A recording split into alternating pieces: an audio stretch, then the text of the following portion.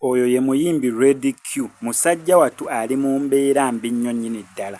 Yayimbirako kaawo ku Federation era nga mukatambi wolaba David Lutalo ng'akuba mu ngalo ba Jovan Luzinda. Eddie Kenzo n'akatunula ng'agamba akaana kakuba Gravity Mutuju n'agamba akaana kalinamu. Saawa zino omusajja watu ali mulwadde nnyo. Actually talina mu ddwaliro, ali waka owa maama we yali mu kubeera nga agezaako okubeera nga amulabirira. Inno enkuba etandise otonya, simanyi oba mu kyampulira bulungi. So kyenkoledde story eno sandiyagadde afune obuzibu, God forbid fena tuli bakufa, naye ate wabeereyo omuntu avaayo gamba mbu bannanga badde mukwano gwange musajja watu mulwadde. However emboozi y'okulwala kwe naye etawankana okusinzira munyamu ddwayo balemeddwe okulaba kyekimuluma n'okusinzira ku mbeera mwali.